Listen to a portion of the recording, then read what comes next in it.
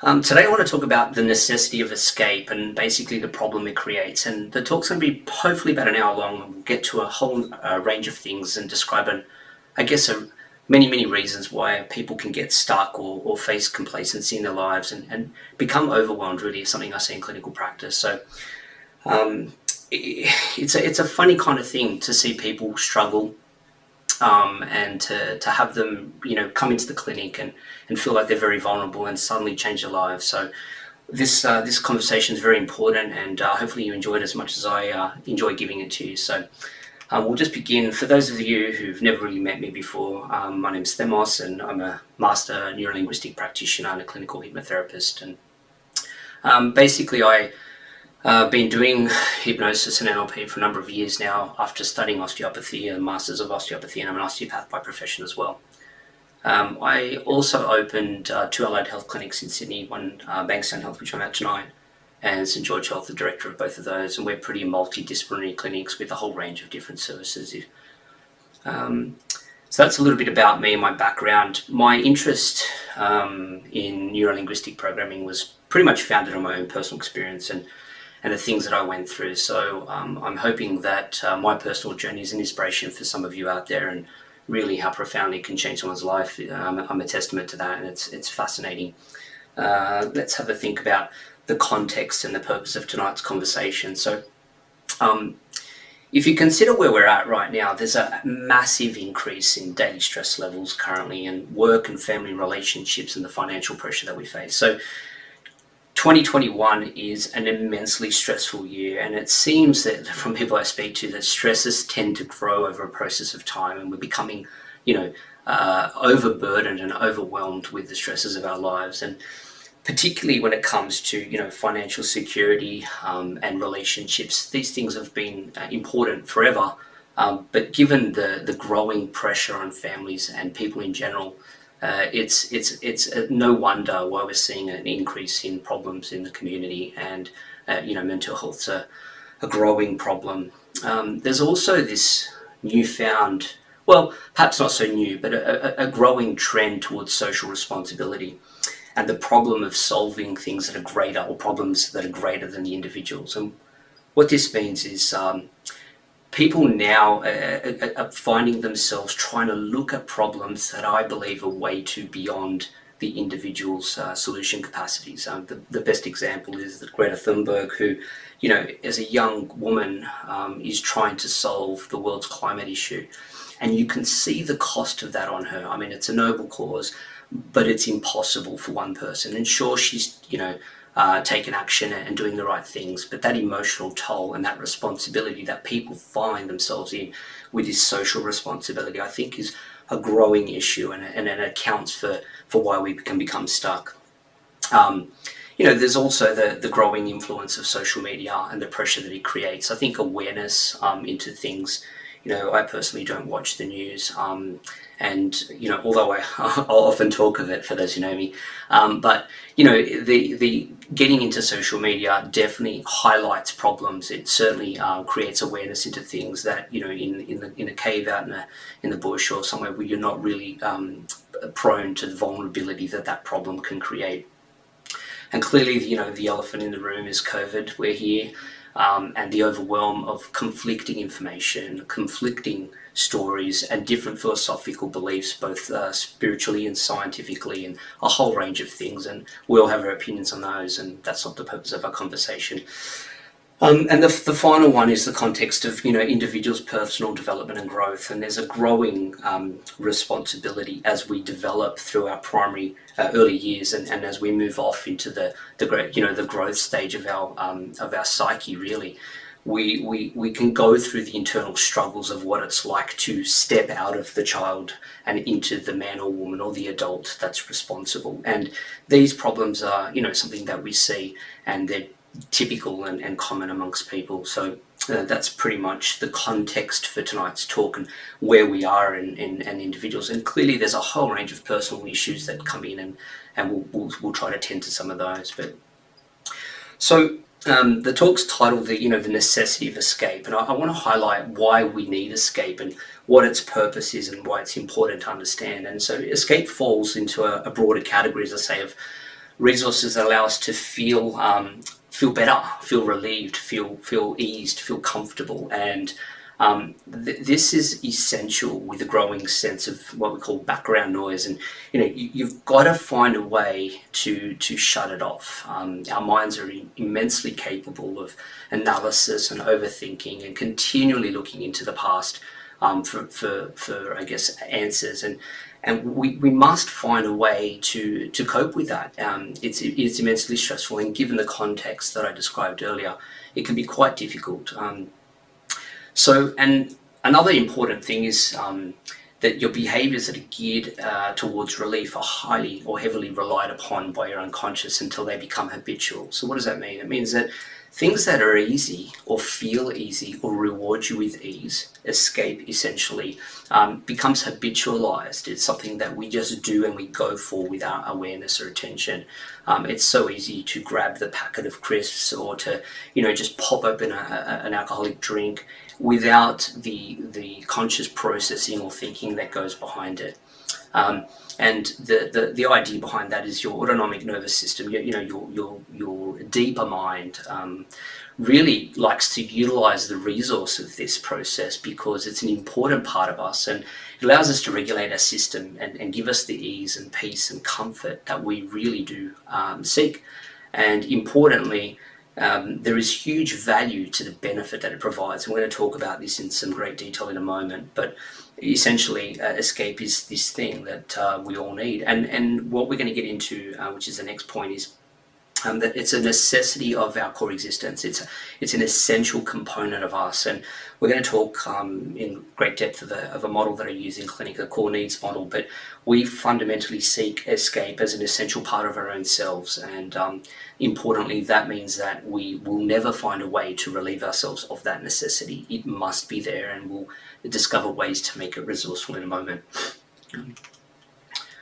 So let's talk about the types of escape. And in clinic or clinical practice, we like to categorize escapes in two broad forms. It's either resourceful or non-resourceful. And it's important for me at this point to decide that I don't choose what's resourceful or non-resourceful for someone. And often I see that when it comes to relationships or issues amongst individuals where someone's deciding that the other person's response is not resourceful.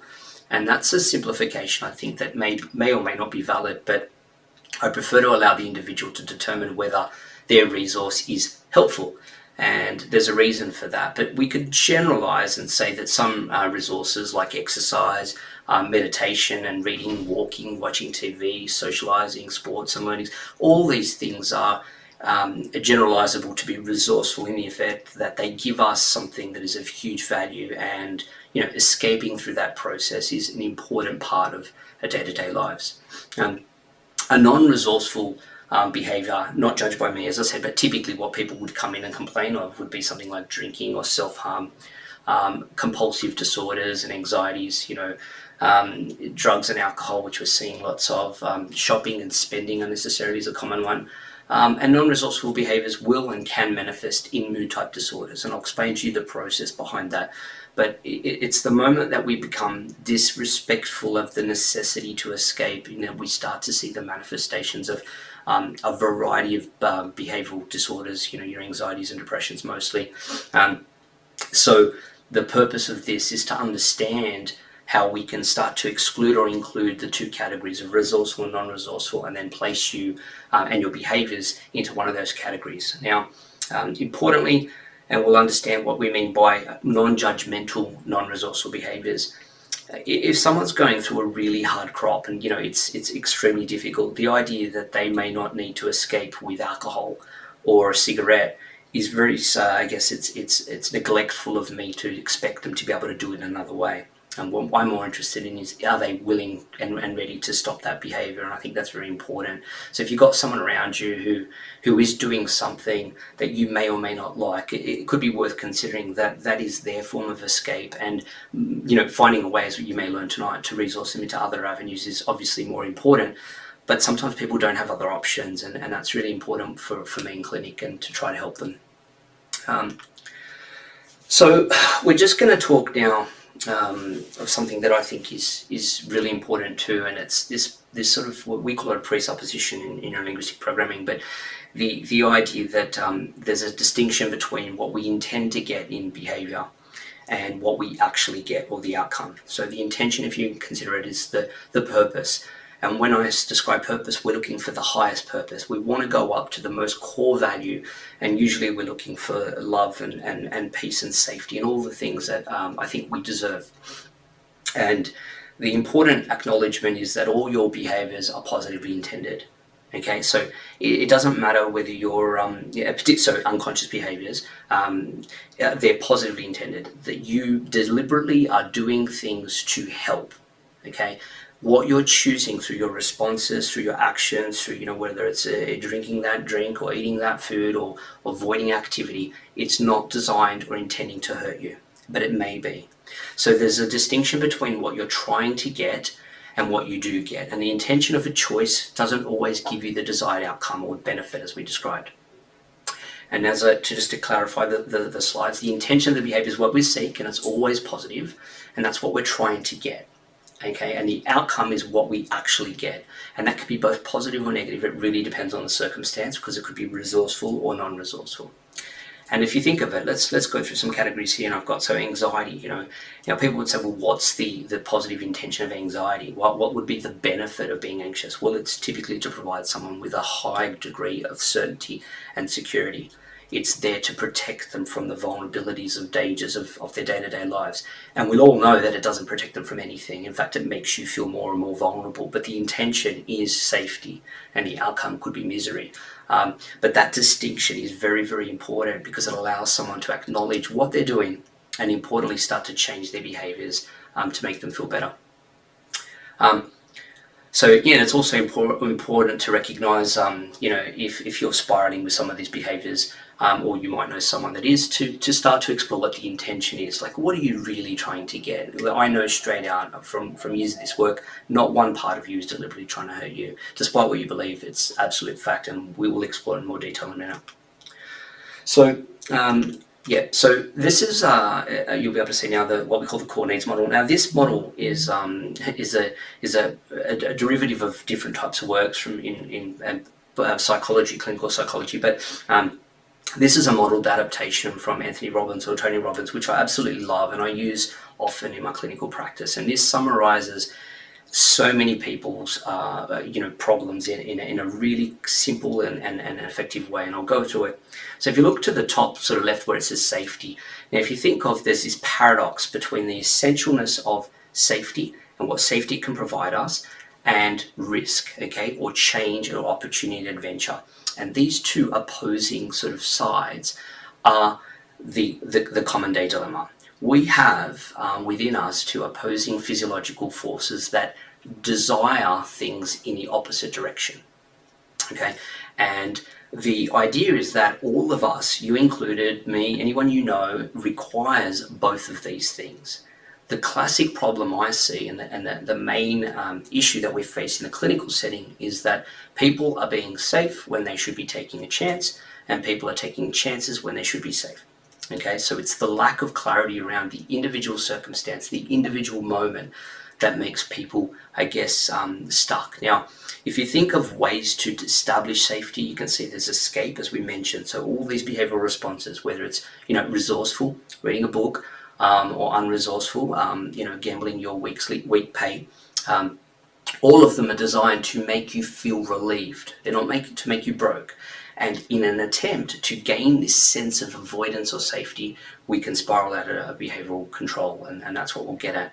And you can see on the other side, there's the opportunity to not do it, to take a shot, to have a go, to take and move forward on the side of risk. Now, why is it important? Because the third and fourth need that sit below the line on the red are directly related to our capacity to choose effectively between the balance of safety and risk. And as I said, everyone I see in clinic, I like to establish this primary response of having them working with both parts equally, because of what happens with significance and validation. Now, I know, as I said to some of you, that Anyone who is in my room looking to fix a behavioral issue, whether it's a drug addiction or they're just anxious, they are low in significance. No one sits in my chair feeling 100% certain about themselves. Now, some people are really good and they're close, but no one is all there. Okay, and the reason that is that until we find the harmony and the balance between these two opposing forces, our significance and self-worth is always impacted,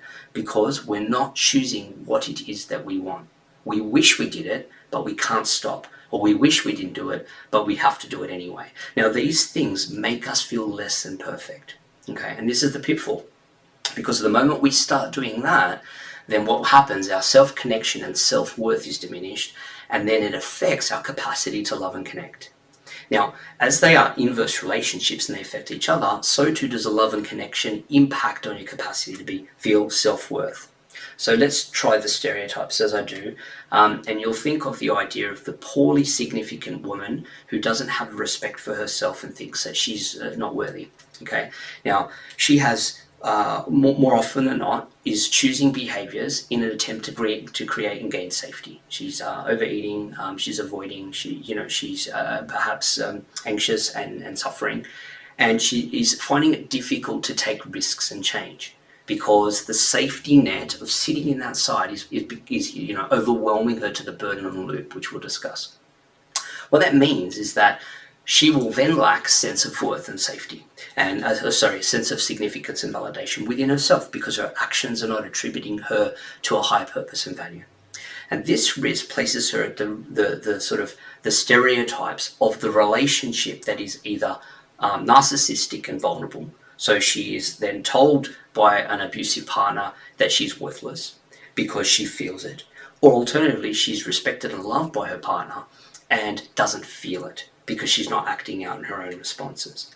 Now, of course, these are stereotypes, and I like to just use them to categorize things so people can understand how far these sort of spectrums or extremes can take into the clinical setting and maybe into some of your lives. Now, what's important to consider is, let's flip the stereotype of the self-indulgent, the God's gift to women man, who in a relationship setting, is having multiple affairs and doesn't care. He lacks at every level any capacity to love and connect.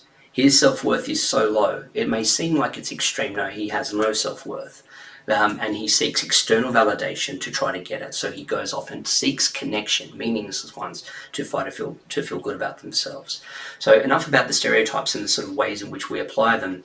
But I want you to consider that all your behaviors are generally going to be linked or grouped into one of those four categories. And it's an important thing to understand, particularly as we're going to go on the balance between safety and risk. All right, so these are some more of the clinical observations or stereotypes that I've seen. And we'll see that there's clearly overlap with generalizations, and please, they are what they are. Men generally use the unwanted behaviors of drugs, alcohol, and gambling. I mean, that's classically what I see. Sex and pornography is, becoming more and more prevalent, particularly in young men that I'm finding addiction to pornography. And that's the more categorical or generalizable behaviors that I see in women. We usually find that women find food and alcohol the sort of secret escapes. They find time difficult to get out of the house, this is a testament to the idea that it's 2 times more likely for women to be suffering from anxiety at the current state. And as I said, it's likely to be a link between the diminished link between safety and risk. They just get stuck in this pattern. And it's a really interesting thing, and particularly with food, I find that people that use food as the safety or comfort argument really they're in a unique position. They're in a unique position because they can't escape it socially. A lot of the people I meet use their substances and they use their escape process, the negative one, if we could call it that, in private. They sneak into the pokey, or they take recreational drugs and no one knows. But women that eat, unfortunately, don't typically get an opportunity to hide it. It shows up in their weight, and they carry this burden. It's kind of like the smoker that hides in the bush. Well, unfortunately, and men are obviously overweight too. but the social and stereotypical pressures on women are obvious. And what that means is that, that becomes we'll talk about the spiral loop, where the only way to avoid the sense of dissatisfaction is to escape through the process in itself and eat more and indulge more and fall into the pattern of negative behaviors. So they're an interesting group to work with, but importantly it's the same process. It doesn't matter what your X is, as I refer to in clinic. It doesn't matter whether you're drinking or gambling or smoking or sex or whatever it is you do. It's not the behavior that's relevant. I guarantee you, if they ban food, you'd find something else. It's not the point. You need escape. You do not need food. You do not need alcohol. You need to find your way, and you found it. And we find it through the shortest, fastest, quickest way that we can unconsciously fathom. And once we habitualize that, there it is. And suddenly we're looking back and we're trying to find a way out of it. There are answers, but the first step is understanding the process, as we're exploring now. So I mentioned this earlier, and this is the key to tonight's talk, and it's the tale of these two parts. And it's the dichotomy of life, and it's an interesting paradoxical relationship, except they're opposites and the same. So, but basically the way I describe it in clinic is that we have an automatic and unconscious sense that creates these two very distinct and opposite ways to behave. We have this desperate necessity to slow down and to take a break and to relieve ourselves, and we have this inherent desire to be better and to do more. And even in those of you who sit in the spectrum of like right at the bottom of the barrel, who have never felt this as you claim you have, it's there. It always is. It's just waiting for its chance, and you don't give it a chance because you're too busy on this side. But we can explore that in a minute. But it's best summarized as the core needs model as the risk and safety as I described. And what happens is that we have to consistently decide between these two opposing forces, and that can create a huge amount of behavioral torment and dysfunction. And this is straight out the most common clinical presentation that you're seeing in 2021, and probably for generations. It is the thing, as people are stuck between choosing the two opposing forces that work within them, and they want to be unified, they want to work together, and they don't know how because they see them as polarities.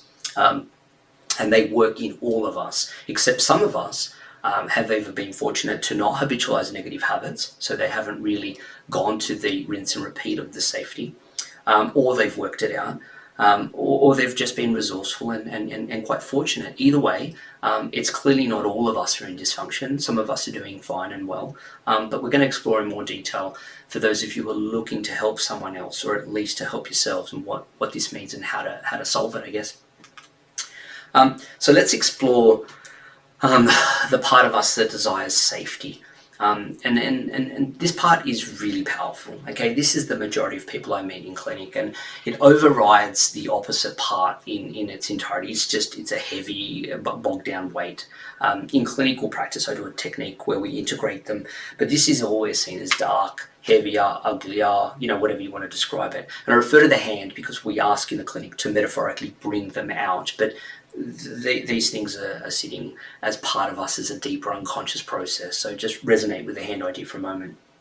But it is the cause of anxiety, depression, OCDs, you name it. It's this part that it simply doesn't stop. It doesn't give up, and it can talk to people in schizophrenias that I've seen. It can be that voice of consistent self-hate and negativity. It can be immensely horrible for some people, but the irony is it loves you, and we'll get to that. And I refer to it as the stop or the brake. Importantly, I'll use this analogy of driving a car, but it's the protection side. So if we remember that it has all behaviors positively intended. I've described all these horrible things it gets, anxieties and OCDs and depressions, but it's trying to help. I mean, that's the irony of this part. It's not trying to create any sense of discomfort. It wants ease, it wants peace, and it wants you to feel nothing at all that is hurtful or painful. But as it delves into this depth of misery, it doesn't know what to do. Maybe you could look over here, but that's another story.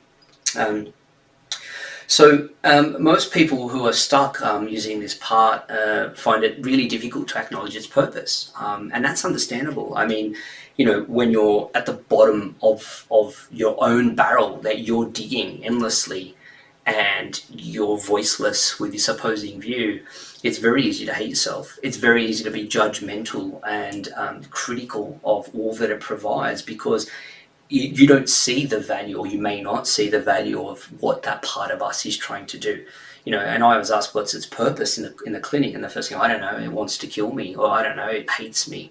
And the denoting, the statement is, I don't know. That's right, they don't, because it's not. It's certainly not trying to hurt them. It's desperately trying to help. But what we want to understand is what's its purpose, I think, is the question. So. And people that have experienced losses of trust, extreme fear, significant trauma and abuse and health issues, they learn to provide this part as a sense of safety. I mean, it's certainly easier when you're navigating a road and it's smooth and there's no real reason to not need it. I mean, that's obvious. And if you're getting constant setbacks in your life, because we have different sets of luck. It's completely unfair, but it's the truth. And I meet people with bad luck, and they will then gear to this, very quickly. What's interesting is what I'm seeing more and more of is people that have had no necessity for this, and suddenly turning it on really quickly after a minor event, particularly now with the overwhelm, I believe, that's happening in the context of the original slide, just suddenly feeling that, oh my God, I've lost one moment of control, now I need to fucking control the world, and that clearly doesn't work for them.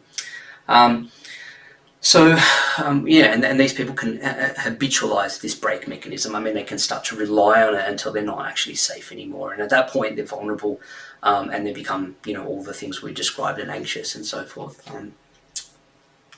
I just hope that, the stream is live and I'm not talking to myself, but we have no way of checking that. We'll find out tomorrow. But for now, we'll keep going with the opposite part now. And this part is fascinating for me, because it's, hang on a second, I missed a line, I think, in there, and we want to refer to, the safety component as the ancient part of the yin, the ancient Chinese philosophy of yin, or the hidden or concealed, or the negative, the ice, the cold, the night, the stop, whatever you want to call it. It is that fundamental negative part. Anyway, enough about that. So, the opposite part, this part that desires action and risk and change, and it seeks the reward of change and risk, because the irony is we need this to get to the safety. I mean, we have to take a chance to create the safety that it provides. I always say a mortgage, a relationship, a family, a job interview. These challenges, these new opportunities create safety, and that's the paradoxical relationship.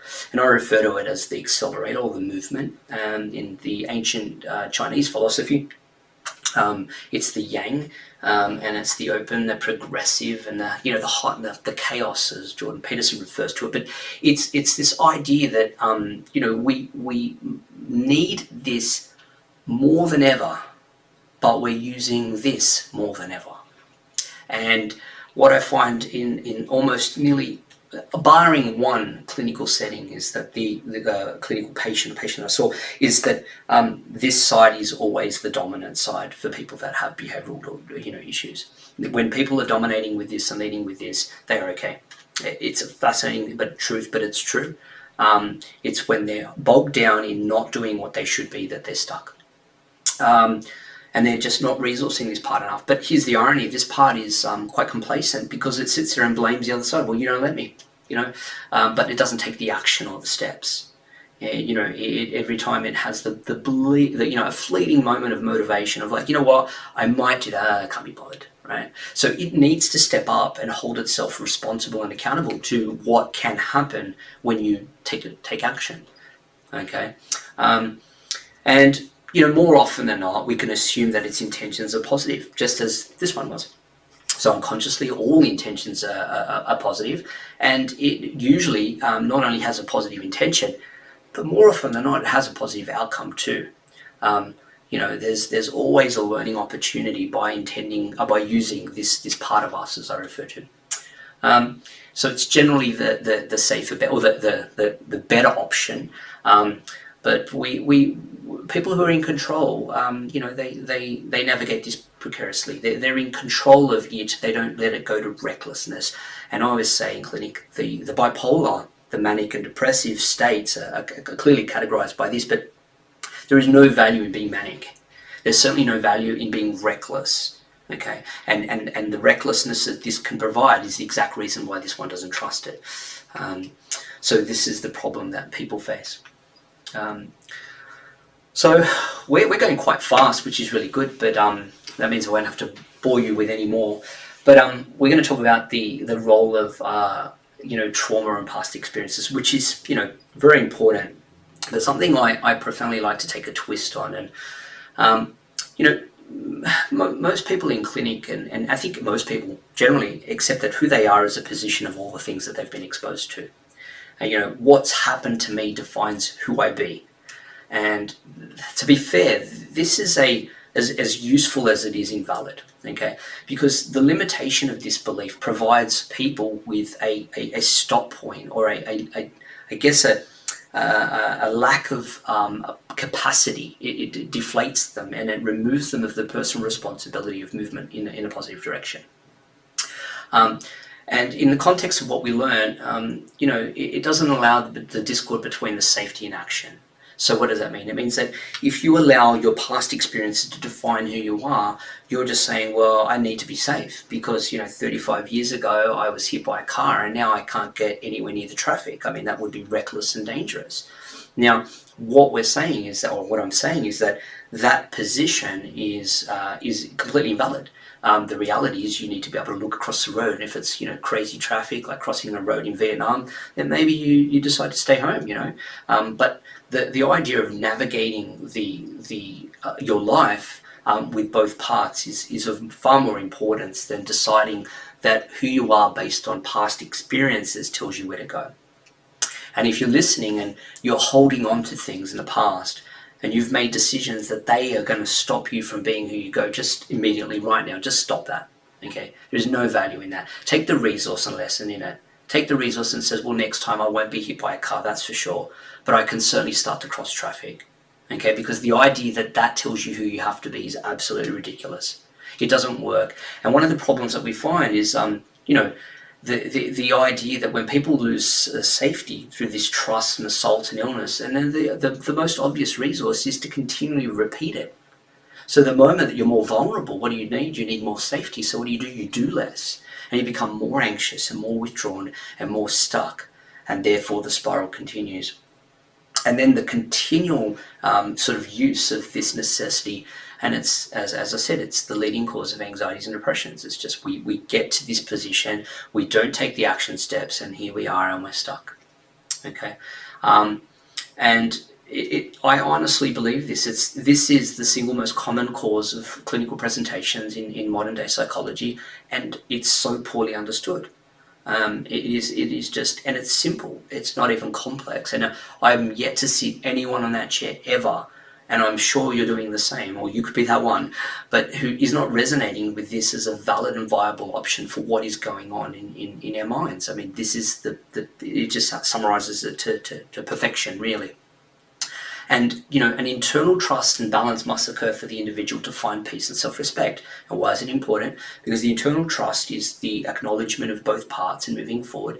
And then that in turn improves your significance and validation over a process. Over a period of time, as you start to forget the idea that what's happened to you tells you who you are, and you start to navigate your steps and you move through your journey, then suddenly you look and you think, well, you know what, maybe I am worth it. Maybe I am not who I was told I was. Maybe because it happened to me, it doesn't mean I have to be anything. I'm not sure if I mentioned later slides, but yeah, I'm particularly interested in the diagnostic labels that we give patients and the ways in which they categorize their behaviors. I have anxiety, I have depression. In NLP particularly, we like to use the frame, so you do anxiety and you do depression. Notice the statement of do implies this sense of personal responsibility and accountability. Now, it's not a judgment. I understand why. It's a necessity. And I'm not there to judge them, but I must allow them to acknowledge that they are responsible for moving out of that position. This idea that it's some mystical thing that I don't have control of is the exact reason why people get stuck in the position and then are disempowered to get out of it.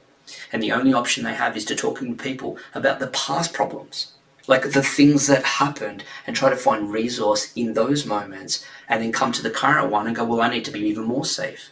It's just not something that sits well with me as a philosophical approach, and clinically, the people that I've been able to help are a testament to that idea. So their own actions will set them free. Your own responsibilities, actions, and steps are the only thing that are going to get you where to go. And as unimaginably difficult that may sound to some of you, and as easy as it sounds to others, this idea that people need revenge or justice, and that they want closure. I need closure. It's just unfulfilling and unresourceful, because they have this belief around what they need until they get it. And then maybe they're not satisfied. Maybe they just change the belief. What they need is to start taking steps.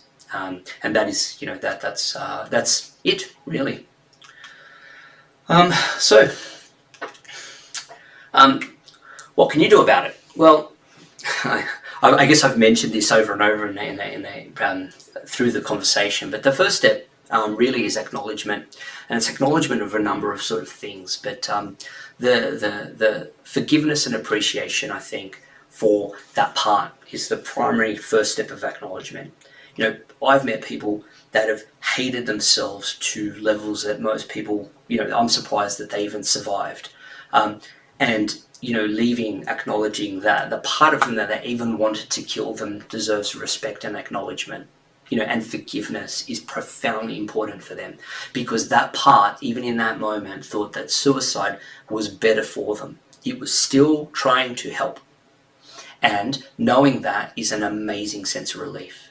It's beautiful, and it's the truth. And that is very important. So having the forgiveness and appreciation of all those things that you do for yourself that you don't like is the number one step to moving out of that position. The second one is to recognize that what you're trying to do isn't giving you what you want. So what that means is the distinction between the intention and the outcome. If you're trying to create safety by locking yourself in the cupboard, you're not feeling safe. You may be safe when there's a madman with a gun, but you're not safe if it's a child with a toy gun. So think about what you're trying to do and what you're actually getting. And it's a very important thing, okay? And that's where I come to the conscious objection, or the conscious challenge, which is, for what purpose am I doing this?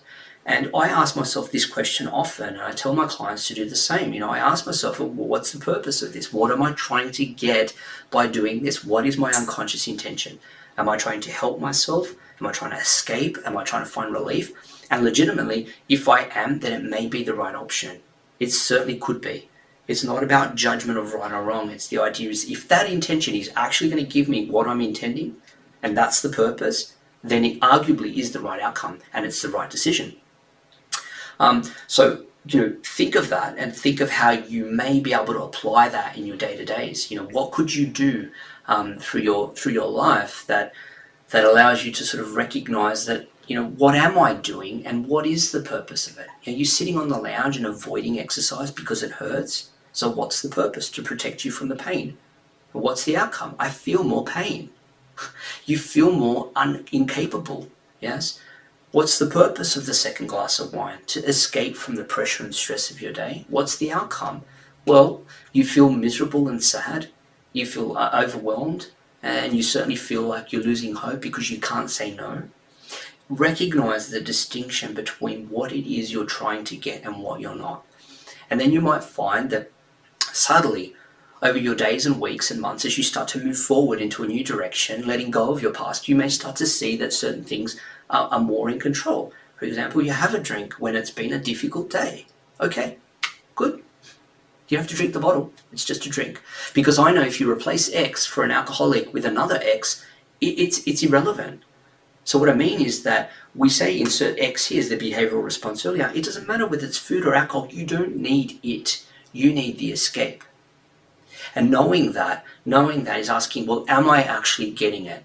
If I'm genuinely finding relief from my behavior, then it may be the behavior to do in that moment. It certainly wouldn't be the behavior to choose in the next moment. Because the following morning, if you're trying to escape it again, no, you're trying to escape the guilt. You're trying to escape the remorse, and you're trying to escape this idea that I chose wrong again, and poo-hoo-hoo, poor me, I can't do it, so what I'm going to do, I'm going to fuck it up again. And that's not good enough. So what are your action steps? We're going to start getting angry now. So your action steps. Well, these are the things that the second step is to take action. So it's to move into the other response. It's to become more accountable. And I want you to ask yourself, what are some of the actions that you're not taking? What are some of the things that you really are simple? Like there's nothing actually stopping you. Forget the complexities. Life's complex, yes, but there are things that you just aren't doing which you can in a moment, like literally, yes. And what would happen if you did them? I mean, really, what would happen if you were to just take a moment and say, well, I've got an hour, I could go for a walk. I could read that book. I could pick up a learning class online. What would happen if you did it? What would happen if you didn't? I mean, what would happen if you just said no? You'd probably stay the same, right? And what's stopping you? I mean, other than the attempt to gain ease, which you're probably not, maybe if you're sore, maybe if you're hungry and you need to eat, but the reality is that you're not getting what you want. So what do you think you should do? What are some of the steps that you could take right now and say, even those small, meaningless things, those action steps, what could you do knowing that nothing's stopping you? And then I want you to acknowledge that this part has been stopping you, or the part that's been stopping you, and recognize its purpose. Understand what its value is. And continue to make decisions that are good for you. Now, I know that certain types of people in certain parts of their lives, for example, want to do something and they stop themselves.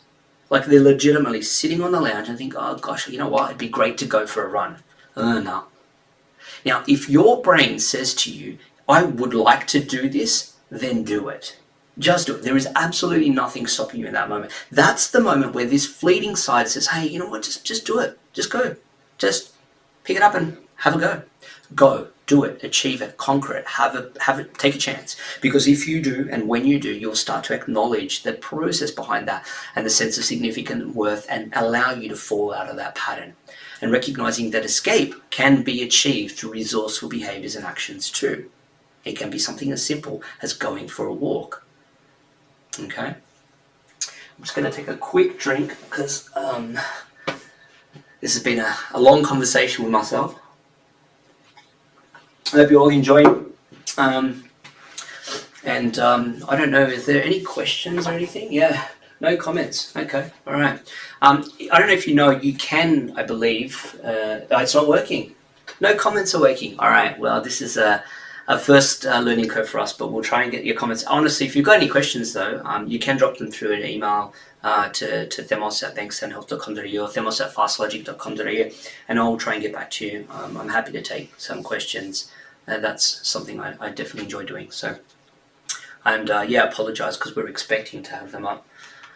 Well, we've gone fast, which is really good. We're almost at the end with some time, so I was hoping to take some questions. But anyway, so how do we find meaning in the middle? I mean, I've got a great mate. I was listening to him talk the other day about finding purpose, it's an important perspective, and I think that for at least me in the line of works I do, finding purpose is finding this happy middle ground.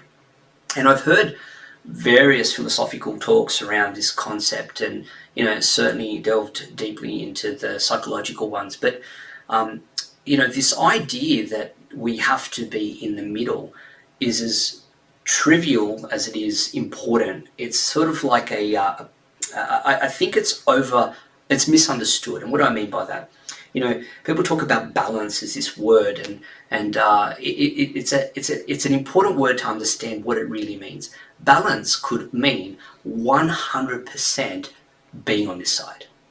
It could literally mean, fuck the world off, I can't cope and I need to escape, because that road sometimes is not smooth, and it's certainly not easy for everyone. Okay, so balance is the capacity to go on both spectrums.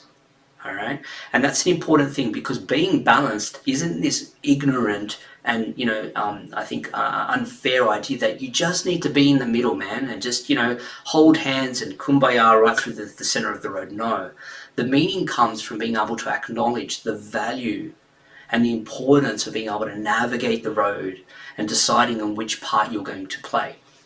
And I'm not sure what slide's next, but I'm going to give you the metaphor which I use in clinic a lot is the accelerator and the brake. Okay, so if we think of the two parts as the brake and the accelerator, and you think of how we are often driving our car, and when we drive unconsciously, you don't necessarily predetermine, or you do not predetermine how you're going to get there by way of, are you going to drive all day with your accelerator or your brake, or are you going to accelerate for 33 seconds and brake for 10 and then pull up your handbrake? Nothing of the drive is navigated or is predetermined by you or your unconscious. The road solely dictates which balance you apply. And in automation, unconscious automation, what you do is you simply drive the road and let the terms of the road dictate which way you're going to go. And this is of vital importance to understanding the significance of balance. It's this idea that, yes, we can be harmonious in our internal peace, but the road is volatile. The road isn't consistent. It takes us places that we don't want to go. And other times it takes us to places that are most beautiful and loving, and they're of huge value. The point is that we must continue to navigate that road and drive the road, irrespective of the way in which the road treats us. But the point is that if you're going to get hit by a fucking semi-trailer, you're not going to accelerate through it. You're certainly not going to spin out of control and just go, oh, well, life's fantastic, because it isn't at that moment. Okay, but if you've spun off the road and you've applied your brake and you got your handbrake and now you're sitting and you're throttling and you've got both feet on both and you don't know what to do, it's time to start to drive. Okay, because I can assure you right now your road may not be the road you were on years ago, and it's guaranteed that it's not going to be the road you're on tomorrow. And people can say, yeah, but I'm scared of the future road. Well, what I'm scared of is the fact that you're not driving fucking anywhere. Okay, and that is the problem. That's the reason why we haven't found the motivation, the strength, or at least the acceptance of going forward. Now, I don't expect you to drive like a crazy person. You're not going to just accelerate and irrespective of the road. It requires something that's important, and it requires meaning in the middle, and finding the balance, and finding what it means to navigate based on the conditions of the road and what the road is telling you. Okay, so if your life is difficult at the moment and it's something that you're finding because of all the complexities, there's debris on there, there's fucking speed humps, and it's complex, yes, that's okay. Don't let go of the steering wheel. Continue to navigate your road and continue to accelerate and brake based on what pops up in front of you. But most importantly, start to put the things that have gone behind you way behind you and imagine them further and further back, because the reality is you don't see that road anymore. Yes, there is no value in bringing that crash in front and then trying to drive over it daily. It certainly doesn't help. Okay, so I guess to recap that, to find the meaning is the journey. People have this predetermined idea of what that journey is going to be. Well, good luck to you. I hope you found it. The reality is, well, at least my belief in my reality is that that's not predetermined. But what I will do is, navigate my road using both parts and allow myself the opportunity to explore, little side roads, like where can this take me? Well, that looks a bit dangerous, no thank you, and come back, and that's the opportunity that all of you have with this new process and this idea of appreciating the resource that both provide and acknowledging where you can go as you start to explore that in your own time and seeing yourself driving further and further than you've driven before. So here's some of the common pitfalls, and what that means is, I guess, where do people go wrong, with this idea? And it's the failure to accept that it's about right or wrong. In other words, I did a smoking session and a person says, 3 weeks later I had a cigarette. And you speak to them, okay, so what happened next? Oh, well, I bought a packet. Okay. So the idea there is really interesting for me, because it's the idea that because I did wrong once, suddenly it's okay to continually do wrong. Now, no, at that moment, it might have been extremely stressful and difficult, and you decided to escape through your cigarette. Fantastic. What you did next now is ignorant to your purpose, because there was no purpose to the second cigarette. The purpose they did was the spiral, which was the guilt. Typically what happens is they go, well, now I've done it. I'm horrible. I shouldn't have. Where's the packet? Where's the bottle? Where's the rest of the chip or the crisp packet? So acknowledging that it's about finding the resource in whichever you go, as opposed to, I did the wrong thing. The other one, the next point is really interesting, and it's, the personal accountability and responsibility. And this one's a real big one, particularly when people come in with the expectation of hypnosis that, certainly with hypnosis we allow unconscious change and all that, but I'm really interested in listening to the language of someone, whether they're externalizing responsibility as if that I have to do it. And it's like, well, hang on a second, you've got to take responsibility. You must decide at this moment that if you want something, you get it. You must try. There's no other way. It's not going to fucking float to you through the atmosphere, and it's certainly not going to happen from going back and trying to find it in a car crash. That's not going to work either. You've got to walk for it. You've got to fight for it, and you've got to move for it. And people say, well, I don't know how. I know how. Stop relying on this. It's not giving it to you. Okay? Start to take those steps and take the responsibility. Say, yes, it's hard. Yes, I don't know. And sometimes I go this way. Fine. What do you do next? And what do you do next? And that's all I'm interested in. Separating your decisions and navigating the road, because the road is often just easy. Okay. The next point is important. It's misunderstanding the impacts of negative validation. So this point here I see a lot. I see people that like to get their sense of self-worth and validation, okay, by using emotions on themselves. Guilt, shame, remorse, grief, whatever they can do to burden themselves gives them a sense of self. Okay, so if you remember the significance of validation as a part of us, people like this, they want to feel connected by feeling something. All right, and what they do, they often can lack significance themselves, and because of that, the easiest way to feel significant is to feel the shame of your behavior, to feel the guilt of it. To feel the burden of what you did wrong all that time ago, and make your feeling now miserable so that you can't even progress to the next day, because I want to go back and worry about what happened and feel something, because that makes me feel alive. It makes me feel connected. It makes me feel valuable, except it doesn't. Except it does all the opposite. It takes away your significance and self-worth. So recognize that when you're using behaviors that are intended to provide you with validation, and they're negatively validating you, then that's of no value. And the same applies here. Just a side note for the way in which we, may discipline our children. And so the negative validators, the behaviors of badness or naughty kids get validated negatively. And that's why they routinely just don't care and act in a negative way, because the only way they get noticed is by someone yelling at them. So see this sometimes with a good kid, bad kid, in a 2-3 kid relationship, and the youngest child is just naughty, and the mum's like, she's just naughty, he's always naughty, he's always screaming and stuff. And it's like, yeah, well, they don't get noticed. So we do use negative validators as an important way to be, because your unconscious doesn't care what the outcome is. So an important thing, remember, it's intending positive.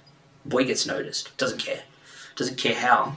Doesn't care what, by who, doesn't care if it's the police, if it's a teenager, honestly, they don't. Someone's going to notice me. And when you see that, straight out, notice that person is lacking in self-worth. There's something else going on with their self-belief, and that's why they're crying out for the attention. Just a side note. And then we go into the rinse and repeat strategy, which I sort of mentioned earlier. That's the other common pitfall, where it's like, well, now I've eaten it, I'm hopeless, I might as well just continue to do it. Or the OCD, I've checked it, I'll just keep checking it until I can't check it anymore. So that spiral loop just requires a stop, personal responsibility. I have done that now. What do I need to do next? I need to take an action step. And holding yourself accountable to, and without guilt. Okay, what do you want? You're trying to help. Thank you, but no, thank you. I need to do this now. And that sort of subtlety around that. But recognize the common pitfall is, because I've had the cigarette, I'm going to continue to smoke. Or because you don't have to. And then, just to recap, one of the most helpful ways, if you're looking for health and motivation strategies or advice, and I hear this all the time, is people describe this idea that they need routine. In my experience and my belief, it's absolute rubbish. You do not need routine. Okay, your routine is the idea for setting yourself up for the failure. It's the thing, well, I'm going to go all over here by these set guidelines and dates, because that's the only way it will take the responsibility. And then the moment it fails, we fail. Okay, no, just go when you can. Do it if you can, and stick to that. Be more consistent with the idea, oh, I've got an hour, go. And if you can't, you can't. And that will provide you with the longevity of this that, you know, is necessary to habitualize it to the idea that you want to go more often. Because when you can't, you feel guilt. And then through the guilt, what do? You use the guilt escaping behaviors and so forth. And just on a side note with guilt, guilt is the most useless of all emotions. I've got a few guilters out there. Just recognize it's useless. If you feel guilt, take action. Okay? If you feel guilt, take action. Do something. Do not feel it and do nothing. You're watching the ad, the child's starving, donate or change the channel. There's no in between. Okay, that's just, I don't accept this idea or proposition of guilt. It's useless. Guilt is it's to kick this one into gear. So do. Okay, if you're feeling guilt, acknowledge it. What's its purpose? I'm trying to take action. What's my action step? And just move off with it. Or don't, or sit in the middle and go, fuck it, I'm refusing to accept that. I can't feed all the homeless. It's just not going to happen. And I refuse to take myself there. If I can help, I will. And I want you to take that on board. All right. So, wow, time flies, huh? I was on time, Brie. The silent Brie in the background. Yeah, so just a quick summary. Well, we've come a long way. I really hope that you've enjoyed my talk and what it has to offer. I think that you're probably sitting at home with a lot to contemplate, and you've been exposed to these ideas that I think resonate inside all of us, but being placed in a process that makes sense and is something that we can live with day to day in a capacity to make change, to make meaningful change. And I'm fascinated by this process. It's really become one of my passions, and I do a lot of it, mostly because of my personal journey and how much it transformed my own life. And particularly that awareness of the two parts becoming one and allowing me to sort of move and progress. So in summary, I just want you to acknowledge the intention versus outcome. What is it that you're trying to get and what do you get? And acknowledge that they both have value. You need your accelerator and you need your brake. And acknowledge that the road is never simple. It can be. And when it is, you drive and accelerate. Sometimes you speed because it's fucking open road, whatever. But the point is that remain in a level of safety that's good for you, but know that you're not safe if you're stuck. Okay? Acknowledge what behavioral choices you're taking. And are they serving you? Are they really getting you what you're trying to get? And if they're not, ask yourself, what else could I do? What's the other side? What's the other option that I have available to me? Okay? And acknowledge the value and fundamental beauty of both parts and how much they actually want for you. And maybe that will relieve you of some of the guilt or burden. And maybe that's an opportunity for you to start to move forward into a process that really lets you be who you want to be. Removing yourself of the past. Removing yourself of the guilt and the stress and all this shit that you carry on as this identifier for what you must be, which is absolute garbage. Who you are is who you become. And I really want you to understand that. So who will you become? What will you do? And what are you doing to make it better? Now, I know not all of you are stuck and some of you are listening from a position of personal interest. But the question remains, there's always opportunities. So find what it is that you're interested in having a go at and do it. And one of the things that I think is really important is learning. And for me, learning is something that I enjoy. I go in and out and I find escape through it. And, if you're interested in learning about this specifically, if it's something that, you found fascinating, interesting tonight, I'm basically starting to do an online course that I want most of you to come on board and learn. And it's more of this. It's just more insight into how we think. And it's going to be online. we'll be doing a series of talks like this live that you'll be able to listen to recorded, and some of the pre-recorded stuff that some of you may have heard and some haven't, but I'll add that too. I'm also going to include a downloadable hypnosis session that you'll get to pick one of 3 categories. I'm thinking of sort of health and wellness, confidence and calmness, and something else. I'll come up with some rubbish later. But either way, it's going to be this talk is to introduce that for the first group of people to come through. I've got a reduced price. I think it's just under $300, which is less than a session with me one-on-one. So it's going to be hours of content there. And if you found this valuable, if you found this interesting, and if this is something that you think has helped you in some way, then the rest of the stuff is just as valuable and important. So learn something, do something positive for the value that you're getting. It certainly is not going to be that price after this group comes through. But yeah, take advantage of it. You'll get some details on how to register, and you are the first group. So there's some technical issues, and I'm still building website things and all that. But I appreciate your patience, and I guess that's why it's cheaper. But either way, I really appreciate the opportunity to share what I love. It's certainly a passion, and I appreciate it. And I just want to thank Brie and Alicia back end, and everyone else who supports me. And thanks very much, and we'll hopefully catch you in the future trainings. And if you do have any questions or comments, please, I'm always open. I love this. I love sharing it, and I appreciate your time. I apologize for not being able to get the comments and questions. I'm sure you've got some, and it's a bit of a shame, but we'll have that fixed before the next talk. So thanks very much for joining us, and I can't believe it that I stuck to exactly 1 hour and didn't prepare at all. But anyway, thanks again, and we'll chat to you next time. Until then, goodbye.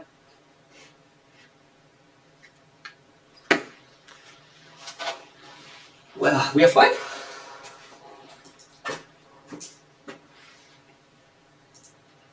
I'm going to give it a few seconds.